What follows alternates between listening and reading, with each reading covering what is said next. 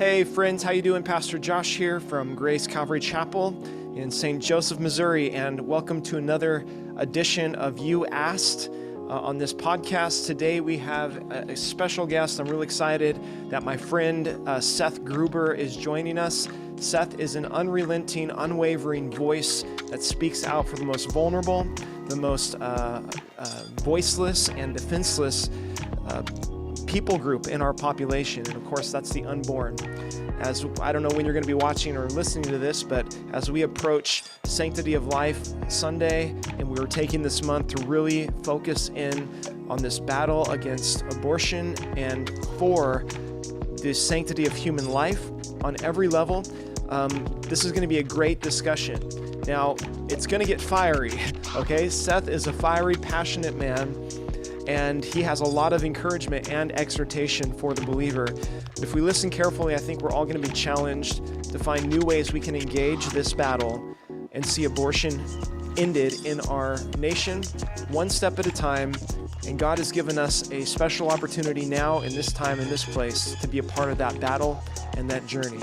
And so, without further ado, here's my interview with my friend Seth Gruber. I hope you guys enjoy it.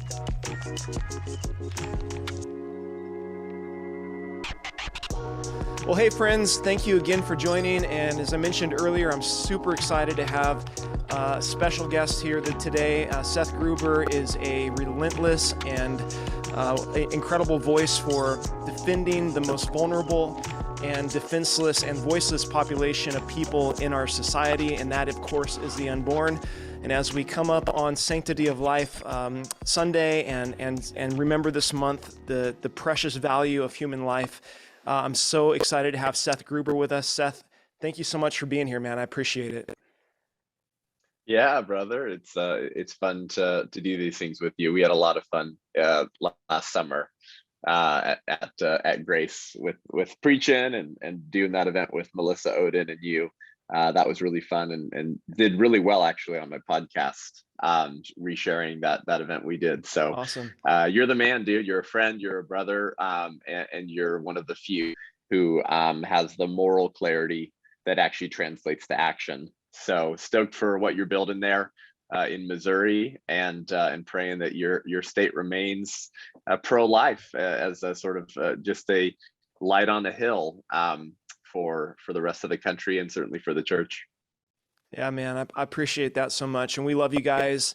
You really blessed our church. People still talk about that time that you were out, and I know you awoke a lot of people to realities that they had not been thinking about, and sadly, it's kind of the narrative of the church today, where there's genocide happening right in front of our eyes, and we've become so dull and accustomed to it that, and sadly, even speaking in some circles and from some pulpits in a way that minimizes what's actually going on right under our noses. We're going to have to be accountable for that, no doubt. That's right. That's right. I appreciate everything you do, and I have to say, the Christmas card this year was on point. That was epic. I don't know where you guys got those pictures, but you have a beautiful family, and that was good stuff, man. Well, if I recall, we have the same photographer. At least that was true last year. So yeah, they do. They do an amazing job. Yeah. Well, I want to jump right in here real quick. For those who might not be familiar with your ministry and what you're doing, tell us a little bit about what you're working on, your podcast, how people can find out more information about your ministry and what's going on. Yeah, so I've been on staff with a group called Life Training Institute for several years, fresh out of college, took a break in sales to make more money for the family, and then returned to full-time pro-life speaking with those new learned acquired sales skills, and was able to build a team like I had not been able to before in order to make sure that I could do this full-time, which I believe is what God has called me to. And so things really took off in 2020 in particular, the end of 2020. 2019 was just pure grunt work to get into Protestant Catholic high schools, Josh. And then 2020 spring was going bonkers. And then the country shut down. And then I met you. I spoke at Comeback, California, then Calvary Chapel, Chino Hills. And then my schedule went absolutely insane, thanks to Pastor Jack Hibbs and then Rob McCoy. And now We moved our family up to Godspeak Calvary Chapel in Thousand Oaks, January 2021. So end of this month will be a year since we moved up here, which seems crazy already. In 2021, I did 80 events, the most I'd ever done. I spoke in more churches in an 11-month period at one point, Josh, than I had in all 11 years Wow. of churches, not events total, more churches in an 11-month period than the amount of churches I had spoken in over 11-year period. Wow. Since my first talk at a church, which I think I was 19. Or a youth group, or it was a church event. It probably wasn't the pulpit though. So that's bonkers, right? So Yeah. I mean, Aslan is on the move, as they say, and I think that God is stirring the hearts of pastors and leaders to action. Maybe not to the extent that it needs to happen to actually end abortion and to save the country, but more so than I've ever seen before. And so that's what I've been focused on recently, to answer your question, has been the church, more conferences, pregnancy center banquets. I still always tell people, hey, I'm here for youth groups. I'm here for faith-based high schools. But if you want to get into faith-based high schools and youth groups as a pro-life speaker, Josh, you got to go build that relationship yourself and plead with them. You will not get an invitation except at Calvary Christian Schools that meets at Calvary Chapel Downey, because that's an incredible school. They invite me back every year. Otherwise, I have to try and go convince them why you should have a pro-life speaker in chapel. It's pathetic. So that's what I've been focused on recently. The podcast is just over 2 years old now, or wait, wow. July 2019. So 2.5 years old, and we get probably 15,000 downloads a month now, which is pretty awesome. We do two episodes a week. So for a narrowly focused show, that's pretty good. And if you listen to it, you'll be a pro-life ninja in a matter of weeks or months. And if you go back and through the archive, you'll really be untouchable as a defender of the unborn.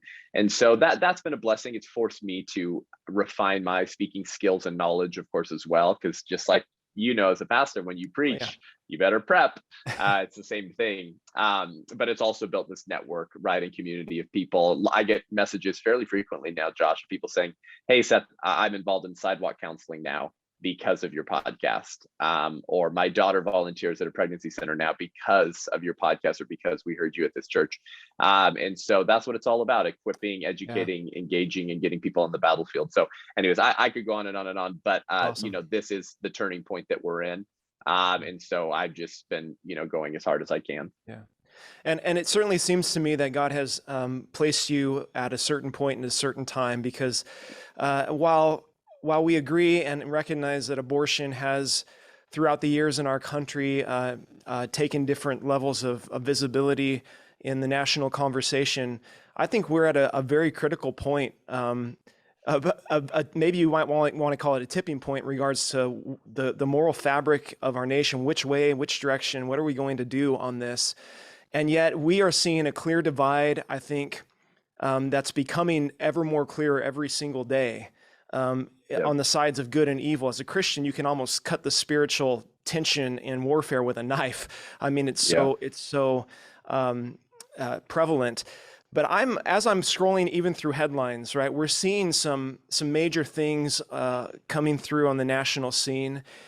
We've got the Supreme Court, which we're hoping is conservative leaning, on these issues with Mississippi and Texas. And we're seeing, in my mind, these conservative states, right? Florida just introduced this bill to ban abortion after 15 weeks. Kristi Noem from South Dakota, the governor there, she's saying it's going to come to 6 weeks here.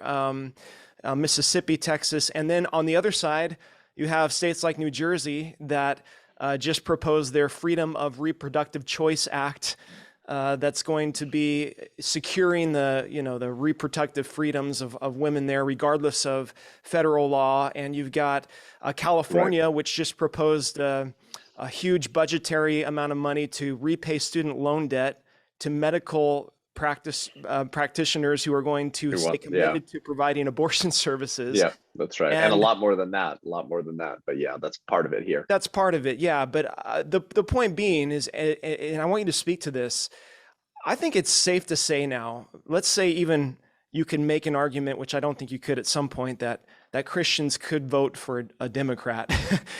It's becoming clearer and clearer where these two parties stand in regards to their life and what it means for the Christian when it comes to our responsibility of what are we going to do, not only we'll talk about what we can do from our standpoint as being a witness for Christ and all those things, but right. I mean, where's this divide? Where are we headed with this? Yeah, it really makes me sick to my stomach, Josh. I mean, and we were talking before we recorded about people like Ed Stetzer, and I could give you the names of some others as well, who have done great damage to the church, Josh, by using their platform influence and alleged theological clarity to quite literally, Josh, give permission to Christians to vote for the Democrat Party, to vote for the very party who is instituting, protecting, and profiting off of the genocide in the first place. Yeah. I mean, hey guys, listeners, if you ever want to know how right I am on this, go look at how much Planned Parenthood gives towards the campaigns of Democrats that run every election cycle. I mean, come on, like how this is so obvious that anyone who doesn't understand what's going on now is either evil, stupid, or has their head so far in the sand that the sand is coming out of their ears now. I mean, this is just ridiculous. And you got people like Eugene Cho, who's this pro-choice pastor, who says he's pro-life, but he says abortion should remain legal because of the social consequences of making it illegal. And you have people like Tim Keller who say you have liberty of conscience, and quote, liberty of conscience to vote however you want. In other words, God doesn't really care about your vote. And I could go on and on and on. They are giving permission to Christians to vote for these people. So no, there's no political, philosophical, or theological justification for a Christian to vote for that party anymore. And those who try to come up with one, Josh, here's the question for them. Would you say the same thing about slavery in 1850? Full stop. No, 1859, right leading up to the voting time about whether we go with Abraham Lincoln or Stephen Douglas. And of course, they all say no, right? Oh, but come on, Eugene Cho, come on, Tim Keller. I mean, come on, there's a lot of social consequences that will harm the slave owners who have become economically dependent on this institution. Oh, sounds like the same thing when they say there will be a lot of social consequences for women and families who become dependent on abortion, who might try to get illegal abortions anyway. So maybe it's better, Josh, to just keep it legal while discouraging people to do it. What an asinine thing to say. And if they said that on slavery, Josh, we would treat them as heretics, wouldn't we? If there was a pastor today, imagine if Tim Keller said that. Hey, you can vote for Stephen Douglas. Yeah. Okay, it's okay because the Democrat Party has lots of other good life issues that they're good on, Josh, like universal health care and soup kitchens and entitlement programs and social safety nets. And so those are life issues too, Josh. And so while they fail on the genocide issue, like the babies, they fail on that one. They're better than the GOP on these other tangentially related to life issues. Yeah. If Tim were to say that, Josh, the amount of backlash he would get, I mean, he would get thrown out of his church and his social capital like that. Yeah. But if you say it on abortion, it's somehow socially acceptable. It's not viewed as equally socially abhorrent as if you said the same statement about slavery. So here's the point I want to make as I sort of circle back to your question, because I think it deserved a larger treatment than maybe you were looking for. So apologies. This is the power of normalization.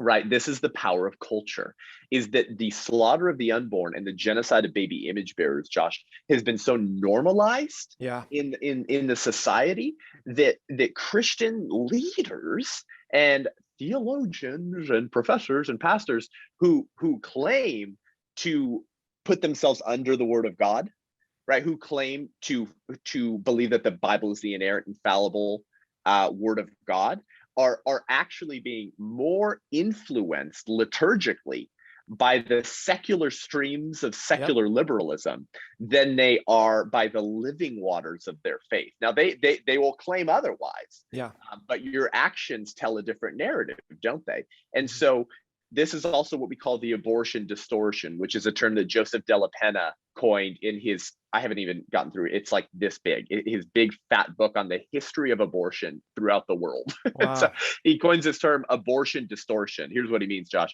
that when that word is said, abortion, poof, all moral reasoning goes out the freaking window. And any type of moral clarity that would be brought to bear on any other moral topic is immediately distorted by that topic of abortion. And that goes right back to, again, to the power normalization, that we've been more influenced and discipled into how we should think about abortion by secular liberalism than we have by our faith. Yeah. And so because of that, the difference in response to abortion as opposed to slavery by these alleged leaders in the church doesn't even cause others to second guess their authority. Because they also just don't really believe in the deepest recesses of their soul, Josh, that the preborn is identical in dignity, identical in value, identical in worth, that in terms of dignity and rights, they are indistinguishable from the infants that you and I have held when our wives gave birth, to the teenager, to the adult, and to grandma and grandpa. They don't actually believe that. Or else they wouldn't be peddling this pablum and this heresy that you can somehow justify voting for Democrats who murder the preborn. And yet some people say, well, listen, I like the other policies of Democrats, Josh, but I am pro-life. And there is a group called Democrats for Life. There's a whole 501c3 nonprofit called Democrats for Life. Listen, I guess I'm grateful that there are pro-life people in the Democrat Party. I just don't know how you justify continuing to vote for those people. And here's why, and I'll put the cap on it. Sorry, Josh. Here's why. If you, as a pro-life Christian, say, yes, but Seth, I believe that there's systemic racism. I don't think the GOP is dealing with it. Again, if you really believe that, you wouldn't vote for the Democrat Party because you want to talk about systemic racism, abortion, right? Planned Parenthood murders more unarmed Black lives every 2 weeks than the KKK lynched in a century. So, I mean, it still goes right back to that abortion distortion, but whatever. They mean systemic racism outside the womb. And so they're like, the GOP doesn't deal with it, good Seth, but the Democrats do. So listen, I am pro-life, don't worry. But I like the more comprehensive ethic of life, the seamless garment they claim that the Democrats have. So that's why, even though don't question my pro-life credentials, Seth, I'm super pro-life, but I got to vote for the Democrat. And that's why you had the pro-life evangelicals for Biden group, which Ed Stetzer was like, trumpeting all that back a year or two ago. But here's the problem. What you've done is you have just added another seat to that party, and therefore taken away a seat from the GOP, which is an imperfect party that I am not a big fan of, Josh. I mean, gosh, finding GOP people who will fight is like trying to find a needle in a haystack. It's pathetic. So we could do a whole episode on the problems with the GOP. I'm not saying it's a perfect party. I'm saying it's the only other option. Yeah. And so when you have to choose between empowering, enabling, and growing the party that's committed to a genocide versus the one that like kind of restricts it and kind of saves lives sometimes, then you go with that option while working culturally within the church, which is the solution that can hold government to account to get godly men and women elected who will actually fight and contend for life and righteousness. That's the long-term game, right? Okay. So it's actually better to vote for a pro-choice Republican than a pro-life Democrat. It's true. It's true because the pro-choice Republican is not going to influence the GOP towards the pro-choice position, meaning he's not going to actually get any votes from his party for pro-choice legislation. Sure. But the pro-life Democrat, when we've seen pro-life Democrats get elected in the House of Representatives, you know what ends up happening, Josh? They often end up caving to the pressures of their party and confirming the pro-choice Speaker of House anyways, such as Nancy Pelosi, one of the most pro-abortion speakers of House, if not the most in American history. So that's the point with me making that somewhat controversial statement is to bolster my larger point, which is that is how evil the Democrat Party is. It's so evil that it's better to vote for a pro-choice Republican in the House of Representatives than a pro-life Democrat, because that party is not going to be reformed. So. Yeah. No, that's great stuff. And something that really, from a pastoral perspective, looking at this issue theologically, because I've asked the question, it's been a mystery to me, to look at people who name the name of Christ, and they will trumpet issues like, we've got to end the death penalty, which is more of a biblically arguable position than abortion is. Obviously, they'll talk about things like vaccines or the environment as though they're so scientifically black and white. And then when it comes to abortion, all of a sudden, well, that's a very complex issue. There's so many complexities that we have to consider. And I think it's all rooted back down to the reality that Satan hates not only life, but Satan desires to see innocent life snuffed out. We've seen this from the beginning. He's the one who brought death into the world. He's the one through a government that ordered the killing of babies when Moses was alive. He's the one through a government who ordered the killing of babies when Jesus was an infant. That's right. And he's still at work at this today. But there's a deception in the church to minimize this issue. And I think that the liberal leftist parties, the Democrats, have done an effective job at deceiving the church into thinking that their policies are actually more compassionate. They're actually more loving towards your neighbor, all these things. But if you look at it in reality, there's no proof of that in the pudding. There's no evidence of that in the actual policy and how they work out in society. It's a very powerful and simple point, Josh. You make a very powerful and simple point, and that is simply the observation that the promises of secular progressivism actually are never fulfilled, and it's all done under the sort of the mantle of what we call false compassion. In fact, almost every policy prescription and recommendation pushed by the left today, Josh, is built on false compassion. It promises a utopian pipe dream and it never delivers. Not only does it not fail to deliver, right, which would just sort of be a sin of omission, it's a sin of commission. It actually does damage to the very people or population that it's claiming to protect and serve. And nowhere is that more evident today than the issue of abortion. But no, you're totally right. It's powerfully put. Yeah. And as I think about James, he says, that famous verse that faith without works is dead. And when I think of that now, we know what the issues are, and to not be actively involved on some level, even on the simplest level of what is our right and responsibility to do as Christians in America, in how we vote and get involved.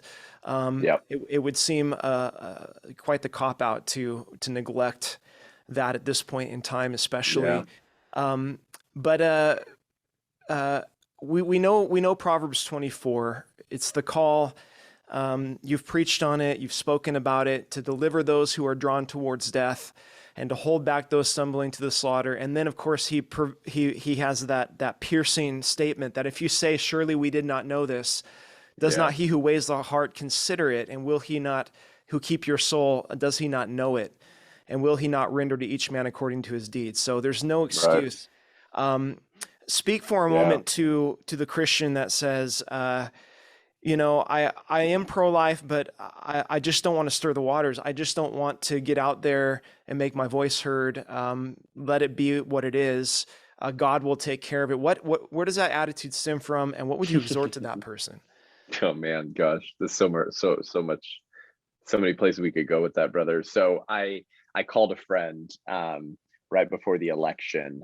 It was actually the day I was preaching at Godspeak, or doing a live stream or something, and I called him right before the election, and I was trying to convince him to vote for Trump, and he said, God is sovereign, Josh, to your point. God is sovereign, and so Bible explains that God raises up kings and he brings them down, right? I'm paraphrasing, but you know what verse I'm talking about. And so it doesn't happen apart from the sovereignty of God. And so he claimed, Josh, that his voting would have no impact on what would end up happening because God has a plan either way, and his will be accomplished. So here's what I asked him. Here's what you could ask a pro-life Christian who says what you just said. He says, I'm pro-life, but I don't want to stir the water. It'll be what it will be. Here's what I'd ask. Do you apply the same thing to the commandment of evangelism? Because you know what? God is sovereign, Josh. Yeah. And he will save whom he will save. Yeah. We won't dive into Arminianism versus Calvinism right now, but the Bible, the thing about that debate is you can defend both with Bible verses, right? Which is why I'm not dogmatic about Calvinism or Arminianism. I'm somewhere in between. It's because I could defend both with Bible verses. So in some strange way, we choose God. right? That God desires that all would come to repentance, that none would perish, Yeah. but also that he predestined those whom he would save, right? So so hey, Christian, hey, God's going to save who he's going to save, man. He already knows, and God's sovereign, which means he doesn't need you. Yeah. He doesn't need Yeah. you to accomplish what he's going to accomplish. So just go chill in your armchair and read Charles Spurgeon and Narnia over and over again, and just have a fun time thinking about deep theological truths while doing nothing to share them with those who are perishing, right? God's sovereign, bro. And I told this to my buddy, Josh, and he said, well, no. And he said, no, because with that, we've been commanded to preach the gospel. And I said, yes, and you've also been commanded to love your neighbor. Yeah. and the unborn neighbor is the only neighbor that it's legal to kill.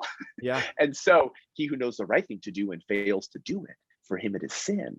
Speak up for those who cannot speak for themselves. So I told my brother, I said, brother, you want to know the best way to speak up? And this was a big part of my sermon at Jack's at Chino Hills. I said, what's the best way to speak up for a class of neighbors whose slaughter has been legalized by their government? What would be the most important way to speak up for that neighbor, to love that neighbor?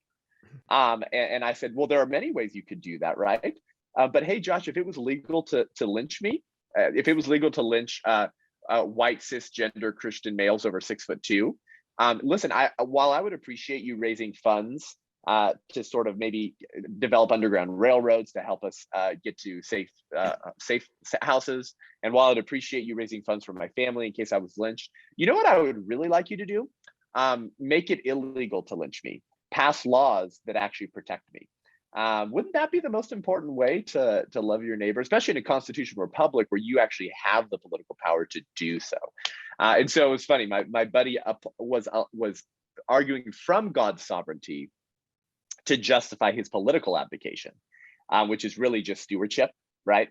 But he wouldn't argue from God's sovereignty to justify his Great Commission abdication or his evangelism abdication. Right. And so it reminds me of this line from Dietrich Bonhoeffer in his book Ethics. He says that political action means taking on responsibility. Mm-hmm. This cannot happen without power. Power is to serve responsibility. Yeah. What a beautiful line. Yeah. Like we talk about, like, there's a Christian theocracy coming, Josh. The Christians are going to create a state religion again, and they're going to start doing crusades and shooting people. and like freaking Ed Stetzer and these woke people have been sharing this thing about how the threat of Christian nationalism that's coming, Josh. It's like, okay, the only state religion today is secular progressivism. That's the only state religion and theocracy today. So we have this like fear of power, like in evangelical circles, there's this like fear, and you hear it too. You hear it in these more left-leaning evangelical circles of like, it's bad to try to get political power as Christians, that's somehow like creating an idol out of politics. And so Christians should just abdicate and pray all day and let the secular government ruin the country and ruin the posterity of America. No, power, just like money, is not a good or bad thing, right? Yeah. It's whether you allow it to corrupt you and be used for evil means. Power in righteous hands is a beautiful thing, thing, especially for Christians who treat it as stewardship. Bonhoeffer, power is to serve, responsibility. Yeah. And so I got off on a tangent there. Well, you speak of I think that's a good hopping point here, because I'm just finishing up Bonhoeffer by Metaxas right now. And wonderful. to hear Bonhoeffer state so plainly, it is the church's responsibility to not only influence but hold accountable the actions of the governing authorities over them. Which of course is where the German church tremendously failed during Hitler's reign of tyranny and death. That's right. But even now, I remember once I preached a message at church, and I put the two platforms of the two parties on the screen, and I just pointed out simply what they said, and someone just got so angry with me about that. And I said, well, listen, if the Republican Party had a line in their national platform that said, we want to reserve and protect the rights of police officers to kill unarmed Black people, would you have any issue with me making the statement that, can you believe that this says this, and how can we as a church support this? And they had no answer. It's because they're, like you always bring up, and I want you to talk just briefly about it. We have lost sight of the personhood and the individuality and the image of God in the unseen human That's beings. right. That's right. That's right. Hadley Arcus, who's a one of the most phenomenal natural law thinkers in America today, Josh. He's actually, we should pray for his salvation. He's either a theist or a Jew. I don't believe he's a Jew. He's definitely a theist, obviously, but I don't believe he's born again. But he heads up the James Wilson Institute for Natural Law or Natural Rights, and guy's a behemoth. I mean, like if you ever you and your listeners ever want to dive into the life of the mind, start reading Hadley Arcus. But he wrote a book called Natural Rights and the Right to Choose, and he goes through his experiences working with legislators to craft legislation to ban third trimester abortions, to ban partial birth abortions, which Bill Clinton vetoed, the Partial Birth Abortion Ban Act, and to craft laws to protect babies who survive botched abortions. But he was doing this decades ago, right? Is only recently with Ben Sasse in Nebraska in 2019 did the Born Alive Abortion Survivors Protection Act come back again. And then he uses his experiences to dive into the worldview behind choice and make it sort of a natural law argument for the pro-life position. But he has this line in there that speaks to what you were just saying, that's really powerful. And he starts explaining how many of the allegedly pro-life Republicans were abandoning him and his colleagues in their attempt and unification in working towards passing pro-life legislation.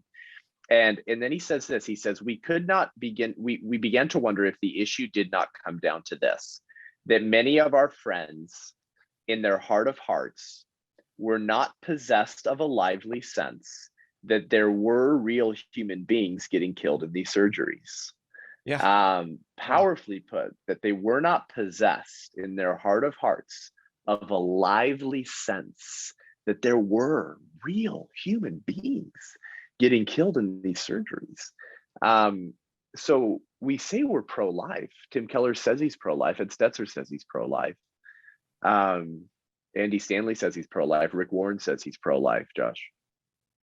But these pastors have either done nothing in their entire careers to do anything meaningful to protect the preborn, or they've given theological permission for people to vote for the people lynching their neighbors. And so I ask that same question. I wonder in my heart of hearts whether you're possessed of that lively sense. We need to return to a positioning of humility before the cross and before the scriptures as our ultimate authority.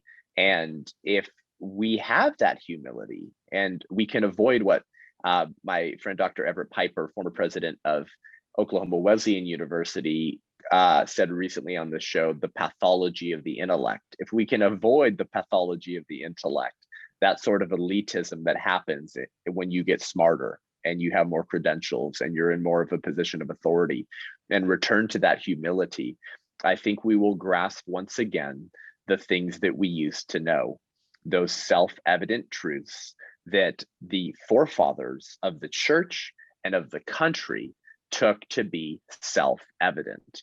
But we have been indoctrinated and we have been sipping from the streams of secular liberalism, and we've syncretized it with our faith, and we've come away with what Bonhoeffer called a cheap grace.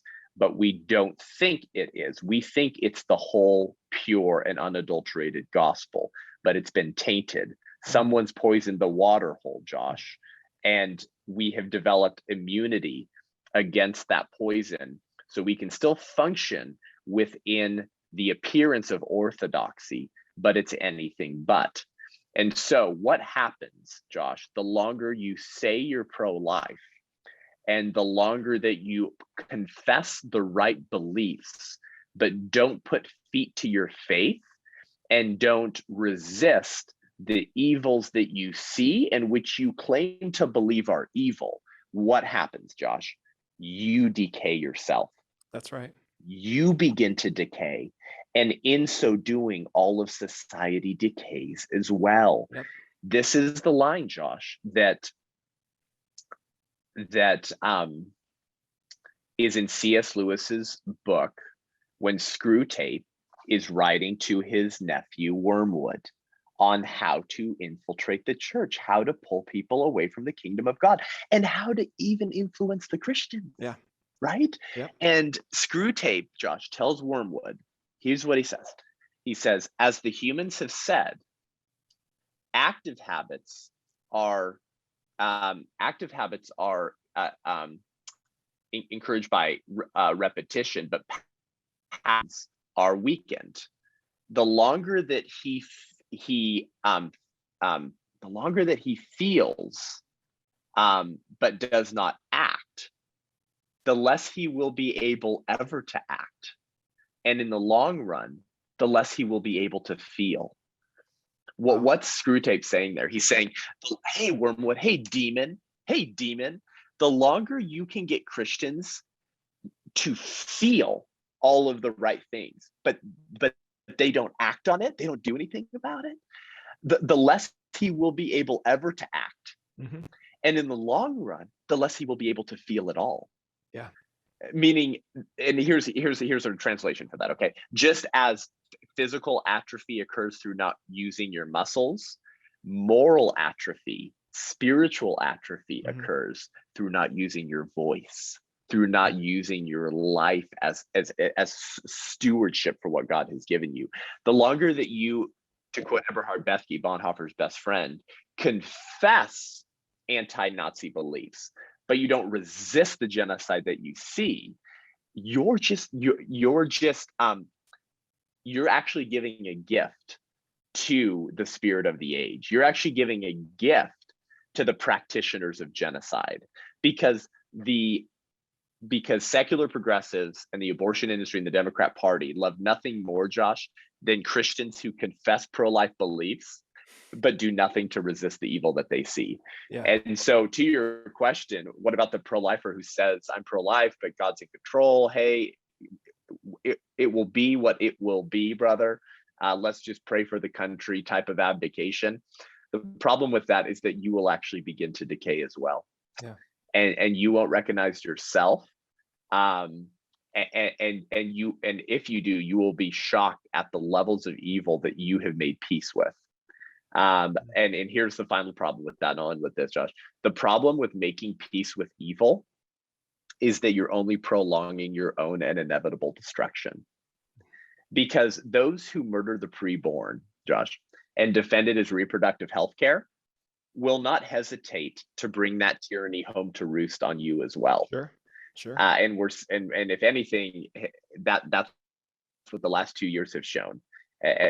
In abandoning the right to life of the preborn for 49 years, we're watching the very quick and scary escalation of the deterioration of liberty and our other rights that flow from the right to life. Because if you don't get the right to life right, you're not going to get any other rights right. And this is what Thomas Paine says in his book Common Sense, where he argued for American independence. And he said there are persons who see not the full extent of the evil which threatens them. They solace themselves, Josh, with hopes that the enemy, if he succeeds, will be merciful. Meaning, like, we think that, like, oh, well, the tyranny of the unborn will never translate to tyranny on the born. You know what I mean? Like, we solace ourselves with thinking, like, they'll stop short of me and my family. They certainly won't come for me. And then here's what Thomas Paine says. He says, it is the madness of folly to expect mercy from those who have refused to do justice. And then Bonhoeffer finishes saying, the ultimate test for a moral society is the kind of world that it leaves to its children. And so the rights and liberties that you abandon today, Christian, will be the rights and liberties your grandchildren never knew existed. So how's that for an answer? If you just confess pro-life beliefs, Christians, and you pray for the country and you pray for overturning abortion, but you do nothing to end this genocide, don't worry, that's all that'll happen. Your whole soul will rot until you don't recognize yourself, and your children will be living in Bernie Sanders gulag re-education camps. That's all. we have we have such a tendency, and if I'm honest and humble about it, I mean, I see it in my own life in a lot of different areas. I think Hebrews really makes it clear to us to beware, brethren, lest there be in any of you an evil heart of unbelief that departs from the living God. And then he says, and exhort one another daily while it is called today, lest any of your hearts become hardened by the deceitfulness of sin. And I think that just Mm, wraps up that everything you've spoken about from that biblical perspective. Is there's a deceiver out there. He's working to blind and deceive. He's very successful at it in those who don't know Christ. And it's even possible for those who claim to know Christ, if they're not guarding the softness of their hearts to the conviction of the Holy Spirit, to the Word of God, and to the commands of the Lord, that our hearts become hardened and calloused as well to the things that we should care about, right. which That's right. we see happening. But tell me, are you encouraged right now? I mean, yes, it's an evil day. Yes, tyranny seems to be on the uprise. Freedoms and rights seem to be on the downfall. But we have some potential here in our society. Where do you see, just, I know it's your opinion, but where do you see these Supreme Court decisions going? Where do you see states within our union here? I mean, where is Right. this all headed? Are you encouraged by any of the signs that you're seeing either in the church, in the society, in regards to this issue? Right. So the Supreme Court will have to issue a decision no later than June and potentially before about its decision um, to whether it's going to overturn Roe versus Wade or not.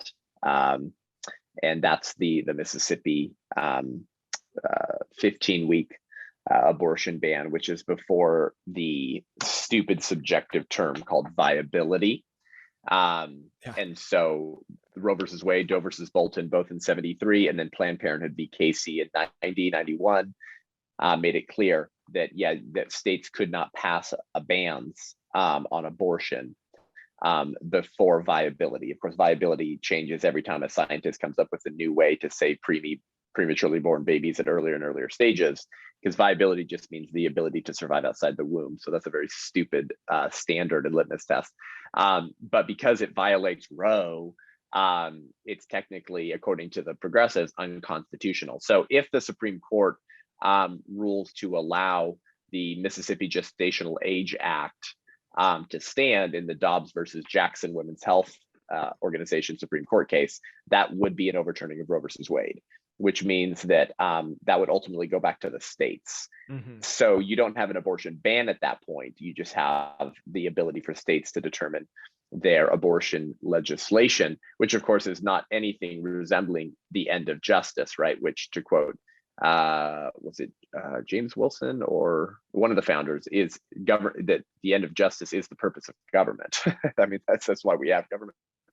And so allowing some states to lynch babies while others don't is just as unjust as allowing some states to enslave blacks and others not to. Yeah. So if Roe versus Wade gets overturned in June, Josh, that's actually just really the beginning of our fight, actually, which some pro-lifers actually need to realize, Christians need to realize. They would celebrate that as like this great victory. Oh yes, it would be a great victory, but in many cases, that would actually signal the beginning of our efforts, which sounds gnarly because it's been 49 years.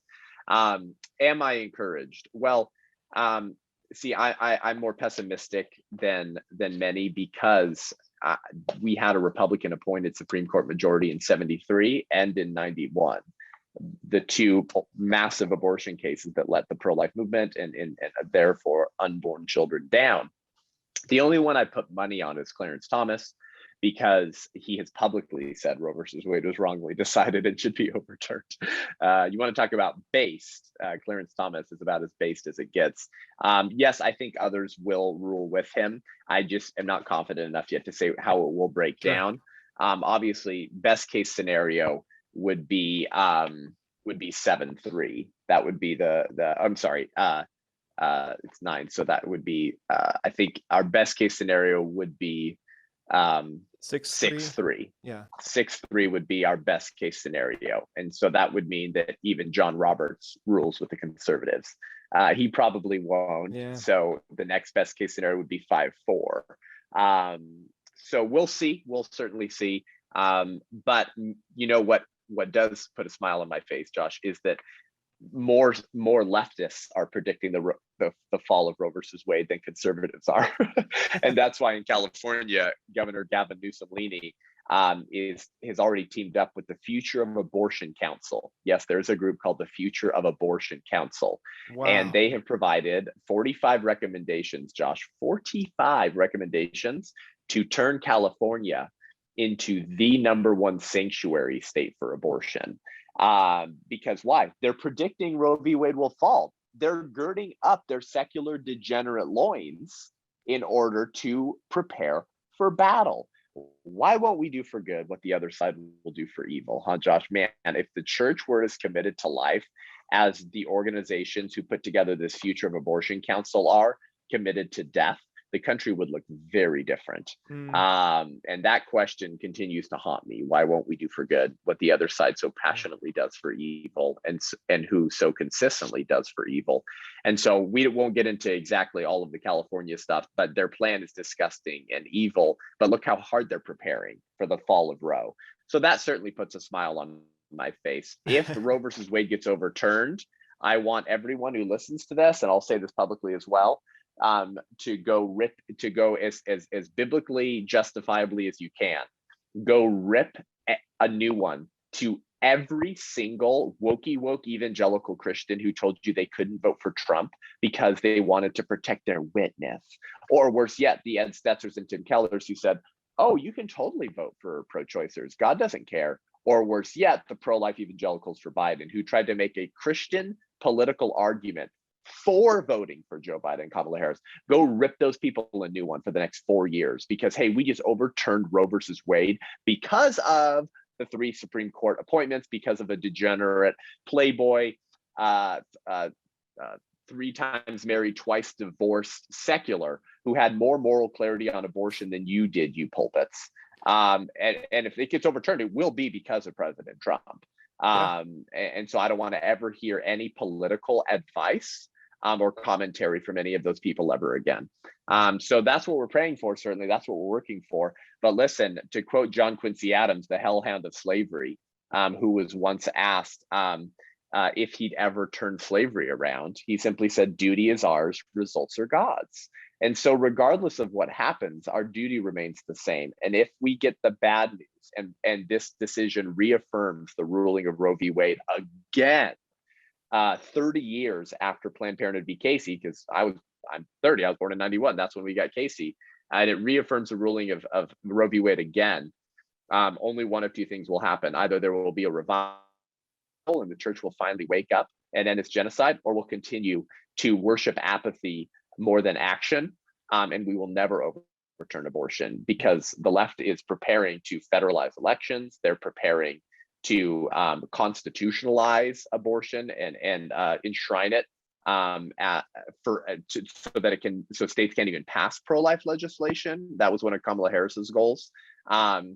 She called it a pre-clearance list. I covered this in podcast at the time. Kamala Harris she wanted to come up with pre-clearance guidelines on abortion. So if a state wanted to pass pro-life laws like Missouri, it'd have to go by Kamala Harris's desk. I mean, completely destroying federalism and the voice of the people. That's what, like wake up. Like that's what they want to do. Yes. So my fear is that if we don't overturn Roe in June, Josh, and there's no revival and the church still doesn't wake up and we still embrace a truncated, cheap grace, compartmentalized gospel over a comprehensive demand the welfare of the city gospel, then actually we'll never overturn abortion. That's actually my great fear. So anyways. Yeah. Well, let's close on that on ramp right there into action.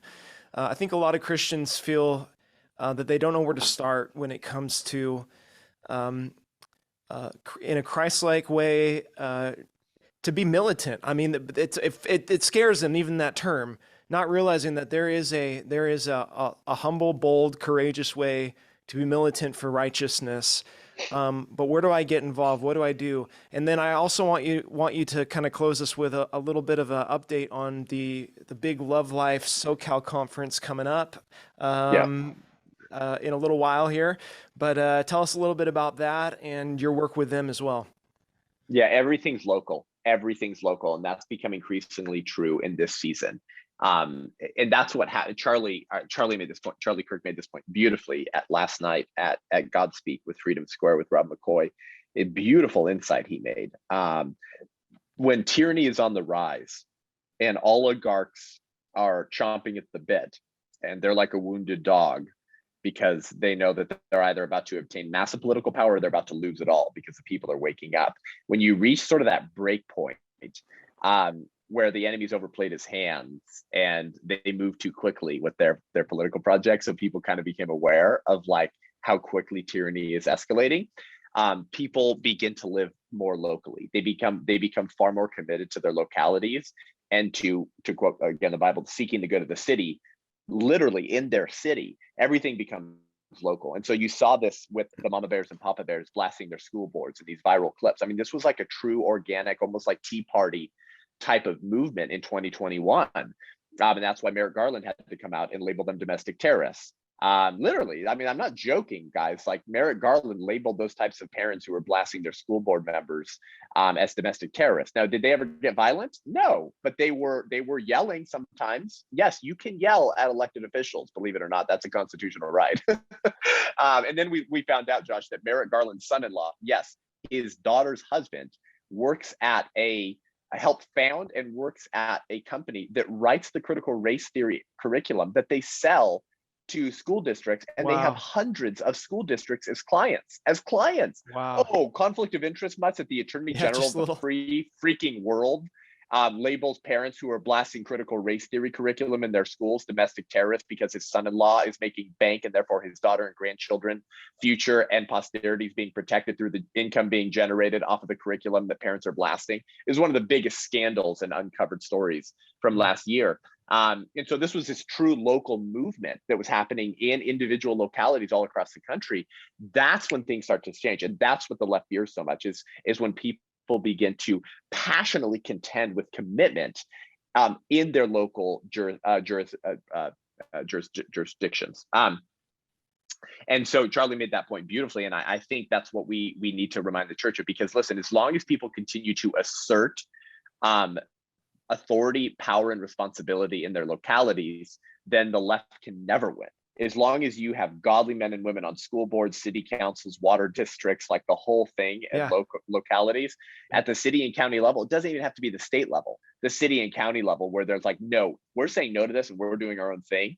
The left can't do anything about that. And that's what scares them the most, actually. And so what does that mean on the pro-life issue? Because again, like sometimes people are like, Seth, you talk too much about politics. You're supposed to be a pro-life speaker. No, shut up, wake up. All of this is related. All of this is related. That's why I talk about politics and I talk about these other worldview issues, because what's good for the goose is good for the gander. Okay, and what the left has used for their own political projects and success, we need to do as well for righteousness.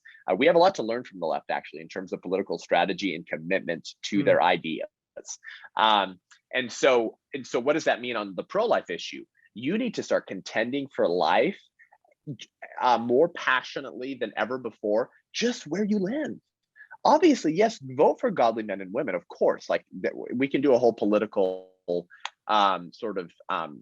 marching orders or call to arms as well. I mean, I think, Josh, that churches should be launching 501c4s at this point, or is it C5s? I think churches need to be launching C4s right now, and getting people in their church involved to give there as well.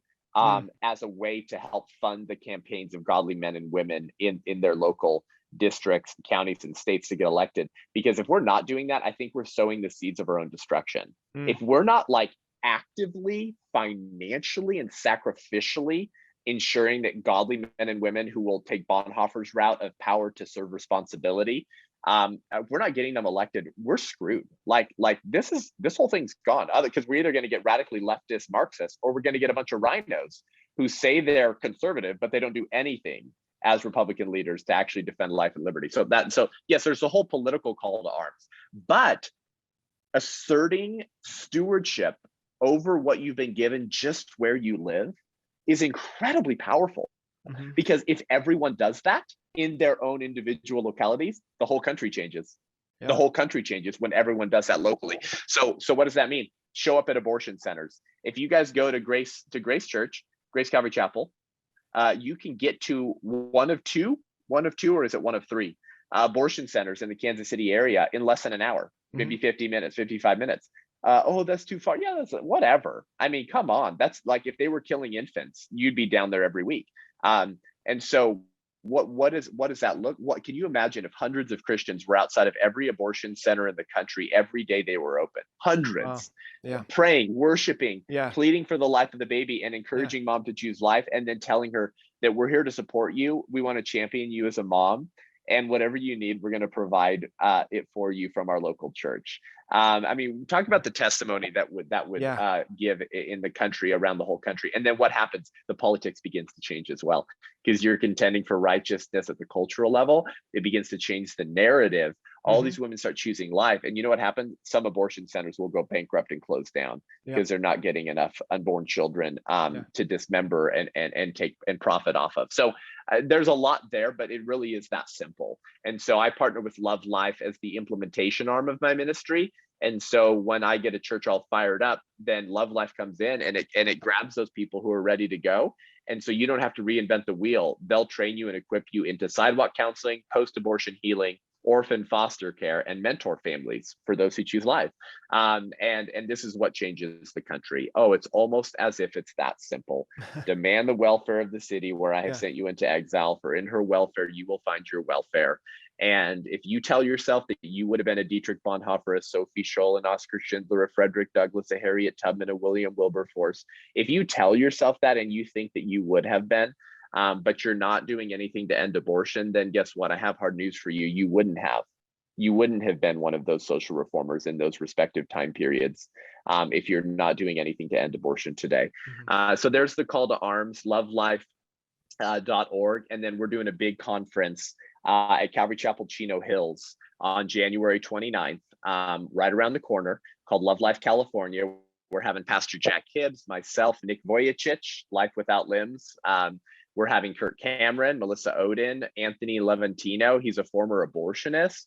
We're having Monica Klein, a former Planned Parenthood sex educator.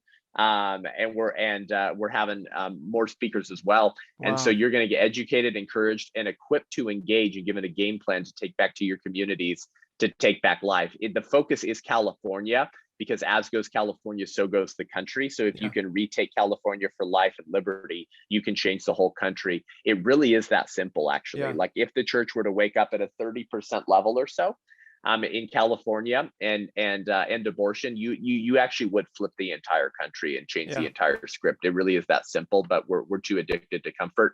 But if you guys want to tune in live stream, if you want to catch those amazing speakers, Love Life California, let me make sure it's not .org.com. I always forget. Lovelifecalifornia.org. lovelifecalifornia.org, and you can get virtual tickets if you want to tune in anywhere from around the country as well. So promo code Seth25 for 25% off, Seth25, and you'll get 25% off all ticket sales. And we'll have a good group on there virtual as well. But if you're in California, Calvary Chapel, Chino Hills, January 29th. Yeah. That's a great game plan, great marching orders there. I'll add one more thing, not in replacement of, but in addition to, church, those of you who are watching, do not be ashamed of the gospel of Jesus Christ. Your neighbors need Jesus more than ever. Those who are the ones contemplating these acts, the more evil a society becomes, the more laws it needs. And in Jesus, changing hearts can really radically transform people to be warriors for true justice and true righteousness.